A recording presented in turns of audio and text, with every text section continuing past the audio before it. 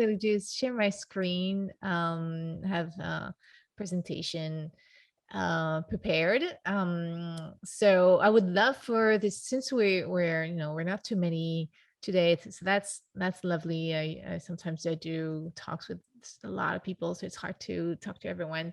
But here's more intimate, so that's really nice. And so feel free to react to what I'm saying in the chat. If you have specific questions, you can ask them in the Q&A, and I will answer that later.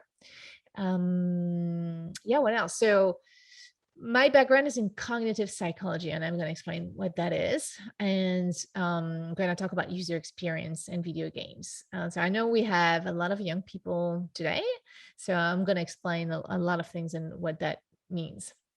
But typically, so I don't know if this had ever happened to you, when you see a door with a handle and you grab the handle and you pull, and then the door doesn't open because it's supposed to be pushed. So that's annoying. And that's what we call a UX issue. It's when you see an object and you cannot really anticipate how it works, or you are misled by this object and you think it's supposed to be used in a certain way and it's not. And so that can be just mildly frustrating. Sometimes it can be really annoying when I don't know, you're closing something on your computer and you forgot to save. That's not happening that often today, but back in the day that was happening quite often, and that can be really, really annoying. It can also be dangerous if you can get hurt with an object or a system. So UX is really making sure that people can use objects in the most intuitive way possible, and that is going to be safe for them. What's important to understand is when we build something, so whether it is a park, a video game, a tool, like, I don't know, a software, a service, a website, we design what we think is going to be good for people, but we can never be sure how they will use it in the end. So if you look at this picture, it's a picture of a park. So if you look at how it's designed, how the architecture of the park, like the paved way, and so the architects thought about all that, and that's the design. But then people are going to use it the way they want, and that's what we call UX. It's the user experience. It's how people experience and use a system, an environment, or service. And here, as you can see, it's a real picture. It's from the UK.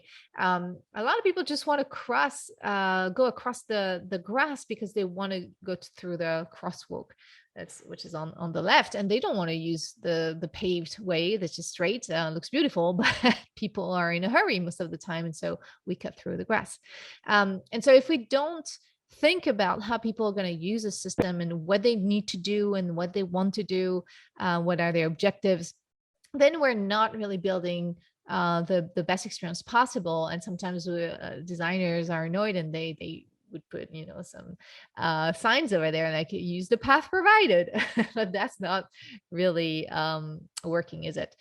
So that's what UX is about in a nutshell, is really considering the humans who are going to use the object, the system, the service, the video game that we built for them. And it's important to understand that those humans they have their own goals, but they also have we have limitations. As a human, we have physical limitations and we have mental limitations, so that this is what we call cognitive limitations. So cognition refers to how we acquire knowledge, and it refers to our mental processes. So when you read, language, for example, memory, all that are mental processes, and cognition is taking into considering all of that. So you have physical limitations, like there's things that we cannot do, like we cannot rotate our head like 360 degrees. We can't do that. So we have physical limitations, and we have cognitive limitations. And when we think about UX, we make sure that what we're going to build is going to be is going to fit the human body and mind. And a lot of people, when we talk about UX, they focus a lot on what we call the UI, the user interface. So the interface is For example, if you look at a bottle of ketchup, the interface is how it looks like, what you use, and how you can interact with the ketchup inside. So that's the interface. On the computer, it would be, what's on your screen, what you see, where you can click. That's the interface. But the interface is not the only thing that we care about in UX. There are some misconceptions around UX that's only about the interface. But of course, the interface has a big impact. So depending if you have a glass bottle of ketchup versus a plastic bottle, this is going to have a different impact on your experience with it. Let's say there's not much ketchup left in the bottle. That can be very annoying with a glass bottle, because you have to tap on the bottom, and it can be really difficult to get the ketchup out. Whereas with a plastic bottle, it's you can just squeeze gently on it, and it's really easy to get the ketchup out. So that's part of the experience. As you can see here, the user interface is going to have an impact on how people experience their experience with ketchup here. But of course, it's not just that. It's the taste of the ketchup. How good is it? What they're using it with, and with whom. All of that is part of the experience. How they bought the ketchup, why do they want ketchup? All of that is part of the experience. So it's not just DOI, it's everything that relates to the experience that people have. And when we get to video games, or actually any sort of experience, what's important to understand is what we call an experience is what is happening in your mind. Tasting ketchup, looking at a video game, understanding what's going on, listening to music, all of that is happening in our brain. It's not something that we can design. We cannot design an experience. Per definition, an experience is what is happening in our brain as we interact with something. And so if we want to offer the best experience possible to people, we have to understand how the brain works. And this is where cognitive science gets in. Cognitive science is the science that is studying mental processes, cognition. So like I said, attention, memory, reasoning, all of these are mental processes. So this is what we study in cognitive science or cognitive psychology. So this is where my PhD is in. And this is a very simplified diagram of what's going on with the brain processes information and when the brain learns. It starts with perception. So we have our senses that is gathering a lot of information from around us, and we perceive that. And then if we learn something new, it means that we have memorized this thing. We cannot learn if we don't memorize. So memory has a huge impact on how we learn and how we process things. And then there's a lot of factors that's going to influence how we process information. Attention, for example, has a huge impact. We know that the more we pay attention to something, the better we're going to remember it. And so the better we learn. So that's the reason why we all say you have to pay attention if you want to learn better. And so this is really simplified. And keep in mind that we don't have little buckets like this in the brain that are independent. But I just want to show you a few limitations of the brain in terms of perception, memory, and attention. I'm going to just show you a few examples and how we go around these limitations in a video game. I'm going to take the example of Fortnite. So here's a little game I have for you. It would be lovely if you would answer in the chat. I would like you to tell me, what are you perceiving in this image? Whatever it is you're perceiving, just tell me in the chat. What is it? It's going to be interesting to see what people say. Now, don't be shy. It's okay. Whatever it is you're seeing, just answer in the chat if you can. Like maybe you cannot type. Maybe you're on your phone, so it's complicated for you to type. Okay, character designs. Okay. Awesome. Is anyone saying something else, or specific characters, or something completely different? Minecraft. Okay, that's interesting. Bar graph. I have characters from a video game, maybe Street Fighter. Okay, the fourth one is Link from Zelda. That's super interesting. Legos.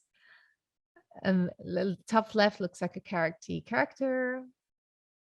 Awesome. This is great. You have a lot of different answers. This is exactly what I wanted. So this image is, so someone said it, someone mentioned Street Fighter. So good job. That was the correct answer. There's no real correct answer here, but this was the intention from the artist. This is a representation of the characters from this game, Street Fighter, in a very minimalized way. So if you know this game very well, you will recognize the patterns of these characters. And yes, a lot of people also see Link from Zelda on the top right. That's something that comes back very often. And I get a lot of people saying Minecraft, saying Lego blocks. I get also people saying flags or DNA. So I have a lot of different answers. And this is exactly why I'm using this image, is to express that perception is subjective.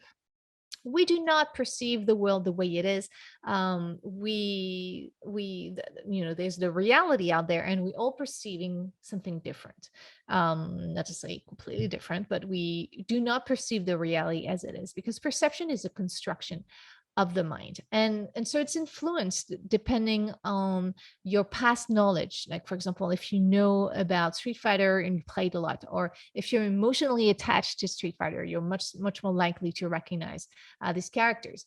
It depends on your culture, on your expectations, on the context, on many things. It even depends on DNA.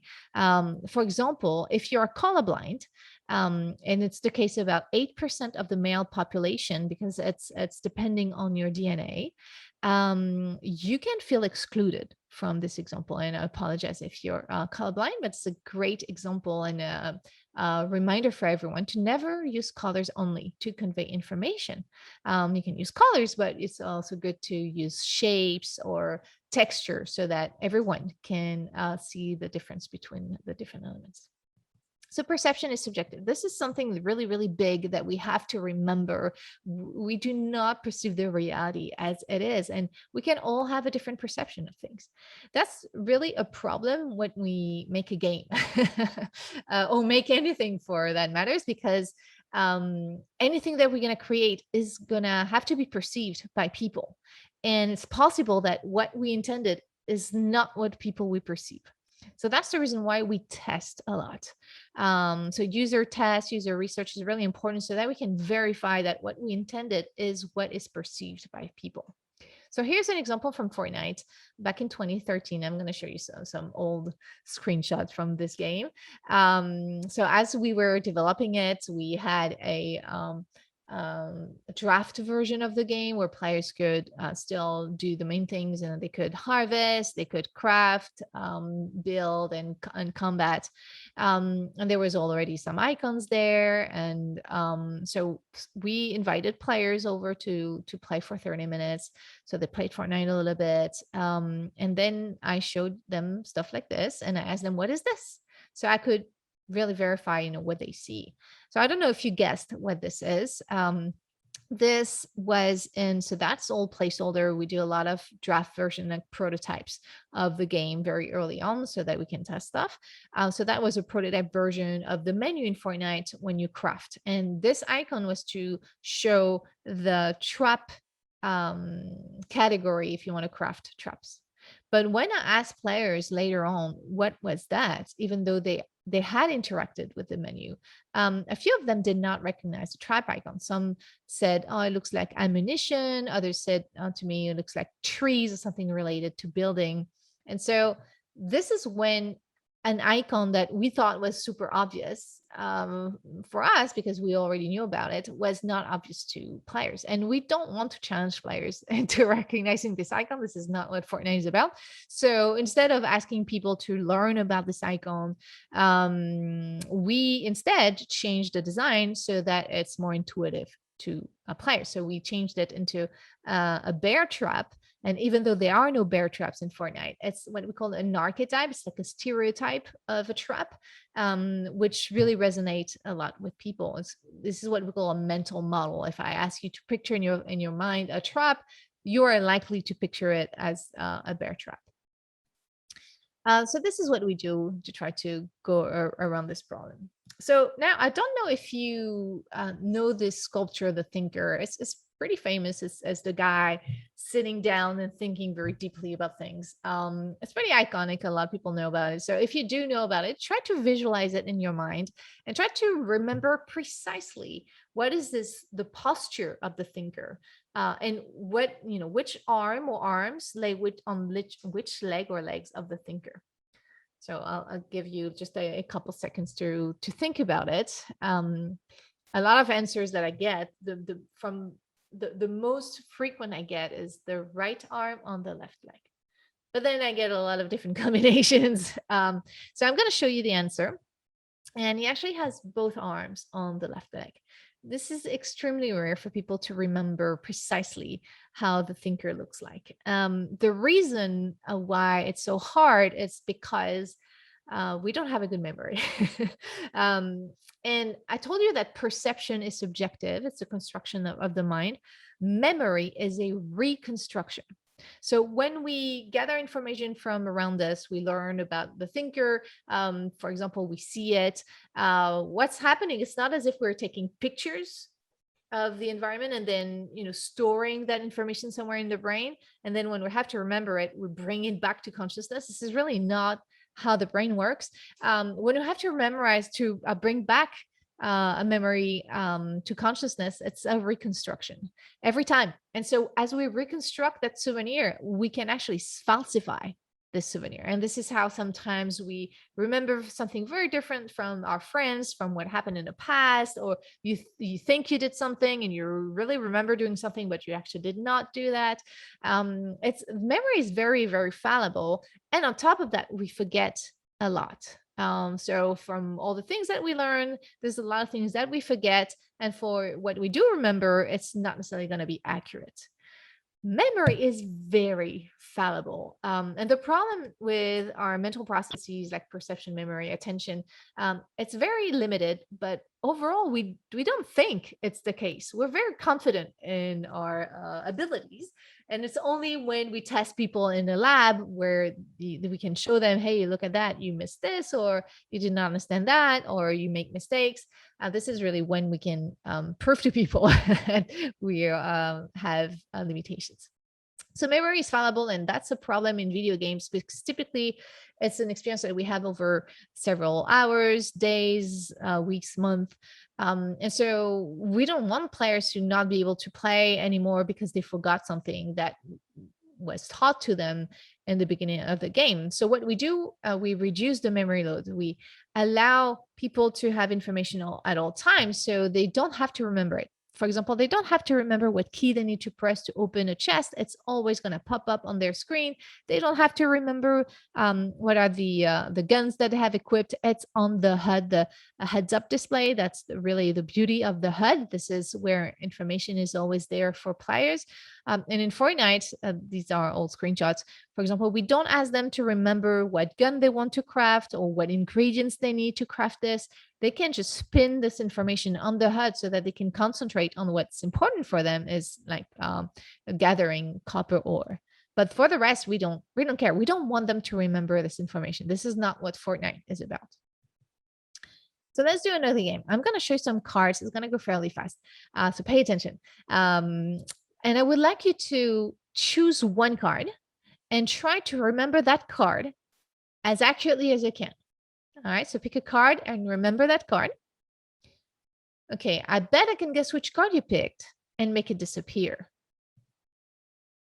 So I hope that worked for you and your card disappeared, and I hope that you wondering why how that happened. If that worked and you don't know what happened here, actually I've changed all the cards. This is typically what magicians do when they make their magic tricks. They know very well the limitations of the human brain in terms of perception, in terms of memory, and here in terms of attention. They distract us. They tell us to look at something and they change something else. This is what they call misdirection. This is a phenomenon that's very well known in psychology, and we call this change blindness. It means that from one scene to the next, depending on what we're paying attention to, we're not going to pay attention to everything on a visual scene. So sometimes there can be a big change and we don't notice it. And again, to us is like magic, is like, whoa, what happened? And so that's another problem that we have. We don't have very good attentional resources. We can focus on one or two things, and what's happening is that we filter out the rest. This is how attention works. We are not really scanning in the environment very precisely. We're focusing on one or two things like a spotlight, but the rest is in the dark. And so if something big's changing, maybe we're not going to notice. Maybe so, maybe not.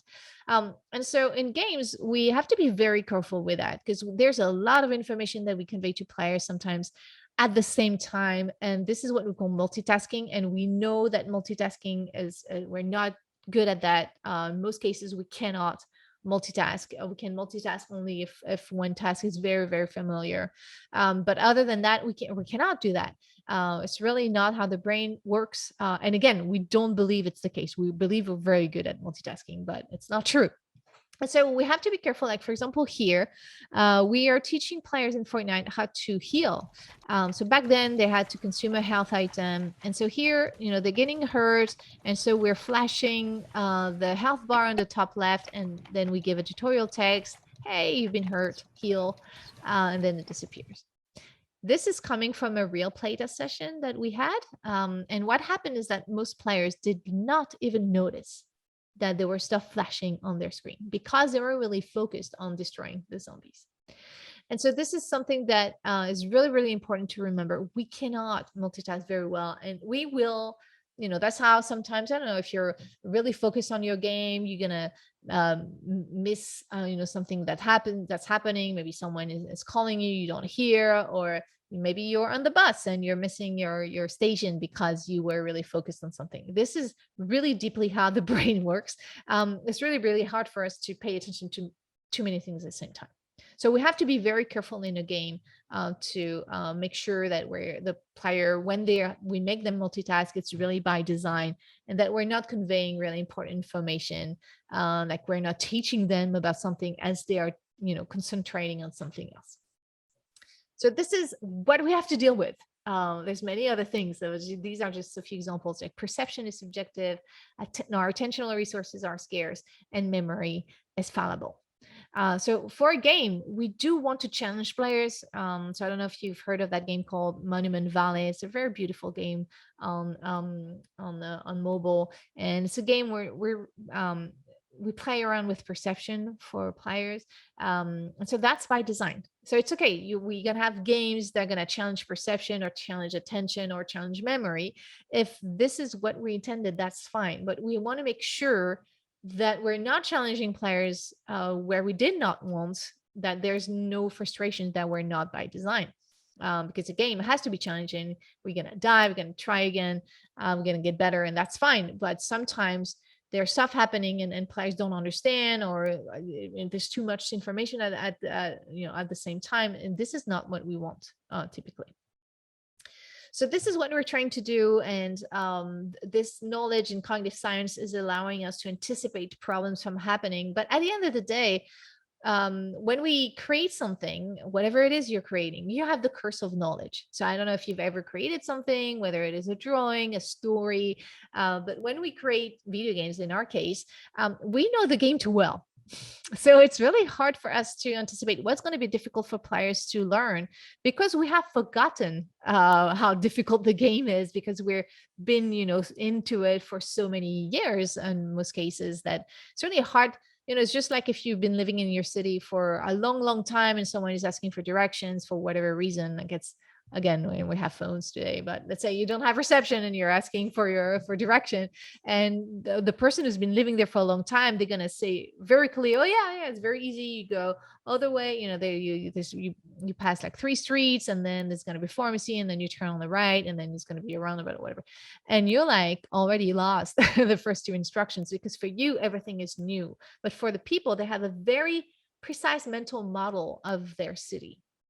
And so this is what the curse of knowledge is. Once you know something very well, it's really hard to put yourself in the shoes, have empathy for the user, the player in our case, who does not know any of that. And so that's the reason why we have to test. When we think about user experience, we place the human at the center of what we do. So whatever we do, we do prototypes, and then we test the prototype to verify, you know, our assumptions are true. Are we really offering the experience that we wanted to offer? And if not, what's going on and how we can fix it. So this is the reason why we have playtest labs, for example. So this is the one I built at Epic Games.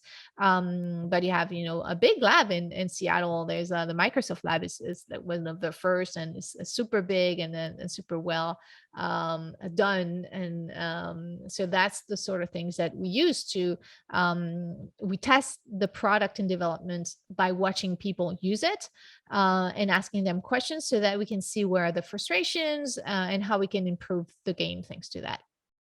I'm going to give you an example of how we iterated on a really small thing in the design in Fortnite. So I don't know if you played Fortnite, and I don't know if you've noticed, but in Fortnite, we have what we call a weak point. So the weak point is this thing. So it has changed. It doesn't look like this now, but it's still a small thing. As you start harvesting something, this appears in your interface. And what it's supposed to tell you is supposed to tell you aim here, because that's the weak point of the object that you're destroying. And if you hit that point, you will harvest much faster. And this is something that the designers wanted to do. It makes harvesting more fun. But the problem in that in playtest sessions, we were observing players doing this.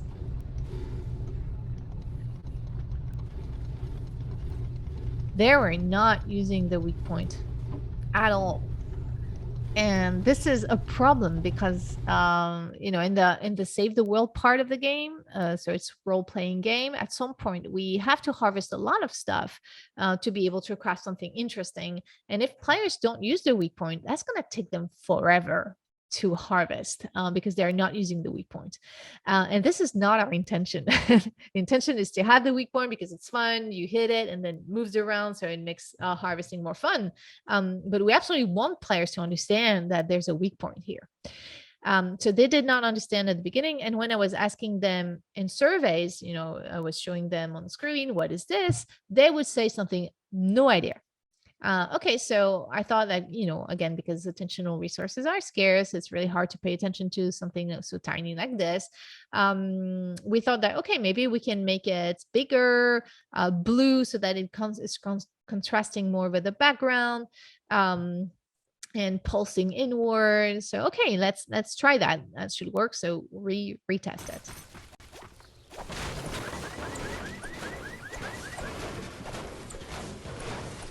Oh, no, that didn't work. So the red circle is what we call eye tracking. It's tracking where people are looking at. And here, as you can see, even though we made it bigger and whatever, like people are still not hitting it. So that can be very frustrating for us. It's like, why is this not working? And we're crying. And that's the reason why the UX labs room are typically soundproofed because sometimes it's really frustrating for us, like something's not working. So what the designers did, they removed the weak point from the beginning of the game, and they turned it into so again, this is for Save the World, so the mode where you develop your characters and your home base. They added it in the skill tree, so it became a skill that you can buy. And so we add text, hoping that people are going to read the text, but most people don't. That's okay, but there's more stuff around this event. You see a quest and you see, oh, it looks like a pickaxe, maybe it's something about harvesting, and there's a video.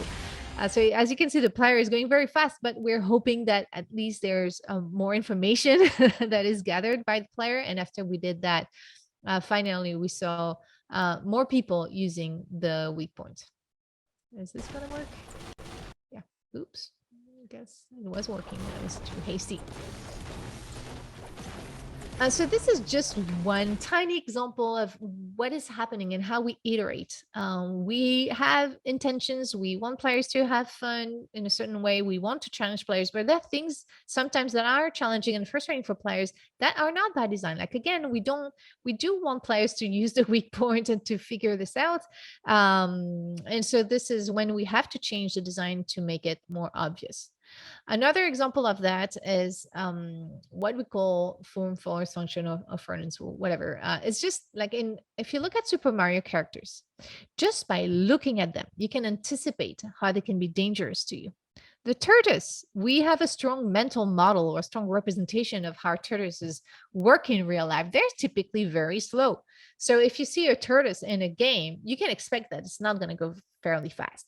Um, on the contrary, if you see the bullet, you can expect it's going to go very fast in one direction. You have to really be very quick to avoid it. If you see this boulder attached to the ground, you can expect it to not run after you because it's attached to the ground. So as long as you're not getting close, it's probably not dangerous to you. The flower, when the mouth is open, there's sharp teeth, probably not a good idea to jump on it while the mouth is open. The skeleton is probably going to be dangerous for you from a distance because he's about to throw something at you. So even if you're not close to it, it could be dangerous to you. Bowser has spikes on its back, so probably not a good idea to jump on it.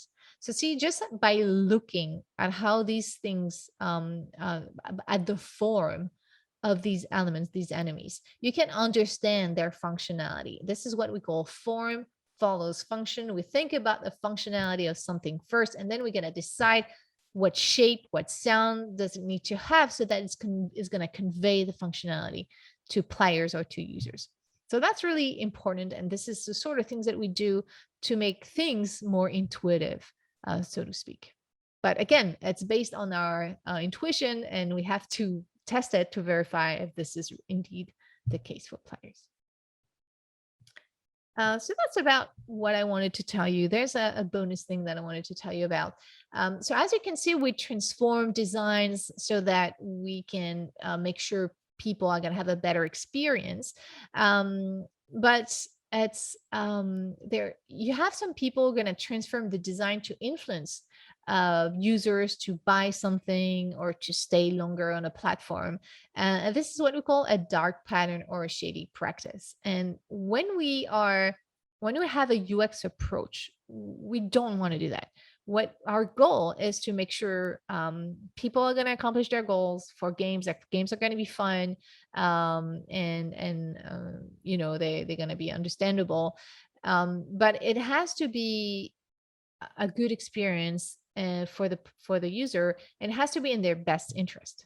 This is really, really central to UX. We think about the user's best interest. So we do not look into shady practices that are dark pattern.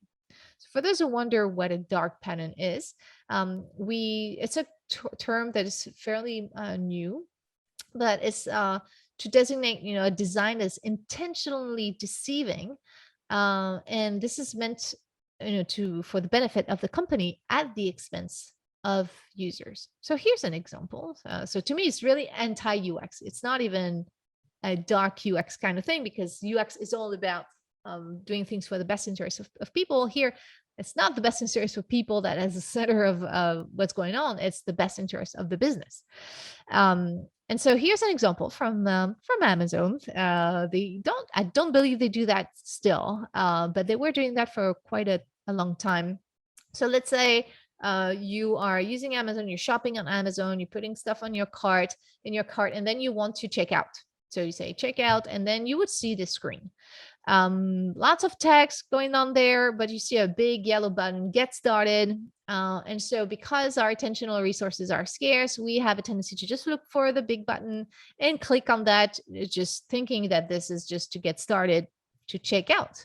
The problem here is that what this button does is get you started to subscribe to Amazon Prime, which is a paid subscription. So it's free the first month, but then you're going to have to pay for it. If you do not want to subscribe, you just want to check out, you have to click on the tiny link on the left. And on top of that, they make you feel guilty because they say, are you sure you don't want to save $19? You're like, are you stupid? This is what we call guilt tripping. So not only is it actually hard to see where to click to, in order to do what you want to do. So that's tricking people by using the limitation that we have in terms of attention. We know that people are just going to click on the big yellow button. And so that's a dark pattern because we don't think about the best interest of people. We're thinking about tricking them. So I'm sorry if you've been a victim of this. This is not your fault, but this is something we have to understand so that we can put the power back to people and not let companies do that sort of things. That is not ethical, and this is not what UX is about. And so sometimes it's really clearly a dark pattern because it's tricking people, but sometimes it's kind of a gray area, just like if you go to the grocery store and the milk or the items that you want is at the bottom of the store, like really all the way back. That's a sort of gray area. It's done on purpose so that you go all the way through the grocery store, that maybe you're gonna buy something else instead of, if the common stuff that we wanted to buy with us at the entrance, then we're less likely to buy most stuff.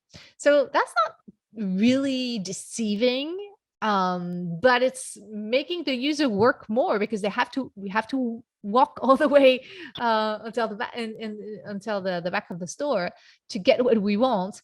And it's done on purpose to maybe tempt us into buying something else. So that's a gray area because it's not thinking about the user experience first.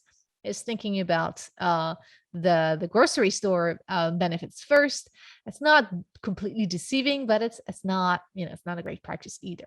So these gray area practices, sometimes they make it longer for you to get what you want. For example, like for a subscription, maybe it was too easy for you to subscribe to something without you noticing, and then you finally notice it. But to unsubscribe, you have a lot of stuff to do. So that's also, kind of dark pattern / gray area, because it's asking you a lot of effort. And the hope here is that you're going to just give up and keep paying. So that's not good. This is not ethical. Other stuff that people are using, they play around with scarcity. So we know that humans, when a resource is scarce, we want it. And I'm sure you remember what happened during the pandemic. All of a sudden there was no toilet paper, and because there was no toilet paper, like even though you had toilet paper at your home, you wanted toilet paper just in case. And so this is how, because when you have scarcity, we all want it. But sometimes the scarcity is fake. So you have on a website, sometimes it says just one last item, so get it fast. And sometimes it's actually not true. So they use this instinct that we have when something is scarce, we want it now. We're not going to wait and think about it. And sometimes it's just created for fake, and so that's creating some pressure from the users to buy something. It goes well with the idea of fear of missing out. So this FOMO, fear of missing out, is when we want something and we say, well, it's scarce and it's only going to be available for a short period of time. If you're not there at that moment, you're going to miss out on this thing. So that can be for events. It can be for a reward that's just available and that small window of time. And so that's also adding some pressure on people to, that you feel more of an urge to buy something, and you have this fear of missing out for Black Friday. This is all built around fear of missing out. And so we have to understand that this is made on purpose to encourage people to buy something that they might not have bought, or they might have taken more time to think about it. So there's other stuff I'm not going to describe at all, but that's the sort of things this is when something is designed in such a way to put pressure on people to influence them to do something that's not necessarily in their best interests. So that's the huge difference between UX and a gray area practice or a dark pattern. It's when it's not, we're not thinking about users' best interest. We're not thinking about their goals or objective. We're not thinking of making sure that they're not going to waste their time, or they're not going to buy something they didn't want in the end. So when we are not thinking about the human at the center, this is when we have a dark pattern. So I encourage you to think about sometimes, some games, in some situations, they put pressure on you to do something. And sometimes, it's okay because it's part of the game. We have pressure, that's, want to win, and, you want your Tamagotchi to not die, or your crops to not die, or whatever it is. So sometimes it's part of the gameplay. So, okay, we can say, well, it's part of the game, so why not? But sometimes it's not necessarily part of it. It's there. We are either being had that guilt tripping, like if you're not coming back, a character is crying, or there's an event, it's just one day. If you're not there, you're gonna miss out on this event. There's events in games. That's okay. Just like, there's a concert, and if you're not there, you're going to miss out on it. But for games, they could just like make the event a bit longer so that you have more time to do it. You don't feel as much of a pressure to be at a certain time at a certain moment to do it. So that's sort of things you have to think of. And it's important for us to raise our voices as users and consumers of things. There are things that are fair. If something is scarce because there's a pandemic, that's fine. It's not, their fault, and we feel that pressure, but it's no one's fault really. But sometimes it's designed that way to put pressure on us, and this is when we have to say this is not okay, and we should not, keep doing this. So sometimes it's a fine line. Some things are clearly a dark pattern, and sometimes we have to look into the context of it. I'm going to give you one last example, and then I'm going to end it here because I am like, oh, I've been talking too much. So I hope you have questions after that. So here's an example. It's an old screenshot, but in World of Warcraft, when you want to delete your character, so you develop a character for sometimes weeks or a month, and when you want to delete that character, you see what we call a confirmation screen. Say, are you sure that you want to delete that character? That's typical. We call that a confirmation screen. And here they not only ask you, are you sure? They ask you to type in delete to make sure that this is really what you wanted to do. So is this a dark pattern to make people think twice or put pressure on them and make them think, oh, maybe I don't want to delete my character? Or is this good user experience? I would argue that this is a good user experience because if you delete, you tap on the button to delete your character by mistake, it means that you're going to lose a character that you spent months, maybe, creating and developing. That's a huge cost for the user to delete something by mistake. So we typically in UX, we know that people are going to make errors. So we take that into account, and we try to protect players, users from their own mistakes that will definitely happen because to err as human and we're fallible. So confirmation screen is what we call error prevention. It's there so that we can make sure this is really what they wanted to do and is not deleting by mistake. So that's, to me, it's a error prevention. That's a win for the players, also a win for the game developer, because if you delete by mistake and then you stop playing, everybody loses. So to me, that's good UX. Now, if as you are deleting the character starts crying because you're deleting them, this is when it starts to be a dark pattern or shady practice, because this is when we're putting some pressure on you, clear pressure on you, and we're making you feel guilty about it. So sometimes it's a fine line, and this is how you can try to determine, is it for my best interest? Is it for both my best interest and the best interest of the company? In that case, yeah, okay, it's good. It's good user experience. Or is it mostly for the best interest of the company? So this is the sort of questions you have to ask yourself. And remember that a UX mindset is about improving people's lives with technology. This is what we do. We make sure that people can use objects and services and systems without hurting themselves, in a safe way. We make sure that it's inclusive. We make sure that it's accessible. So that's all the things that we think of, so that hopefully we can build a fairer and a more equitable world, and a world, when you not getting killed because you're using a car or whatever. So that's what a UX mindset is at its core. So we care about the human who is using the system. We make sure that they're going to be safe, that it's going to be inclusive for them. And we think about their best interest first. Sure, we need to sell this product. So we have to make sure that it's going to be profitable, but it has to be a win-win situation. As long as we first think about the company best interest, this stuff's being a UX mindset, and this is where we enter the realm of dark patterns and unethical things. So I hope that was interesting to you. And remember that the brain is very good at making sense of the world with very little information. We take shortcuts at the time. We don't pay attention to things. This is not how we work. We take shortcuts. We're very busy people. And most of the time it works, but every once in a while, this shortcut, it was not really what we should have done. And you have to keep in mind that the brain is biased. We have a lot of limitations, and this is what's going to lead us to make mistakes. This is also making us discriminate against other people just because we have biases, even though we don't want to. So there's a lot of things going on in our brains, and the brain is a magnificent thing, and we're doing amazing things like, going to the moon or Mars at some point. But it's also very, very limited, and it's really important to understand that and be okay that we're limited, that we have bias. Because if we are okay with that and we recognize we are, then we can design the world in a way that's going to be equitable for all.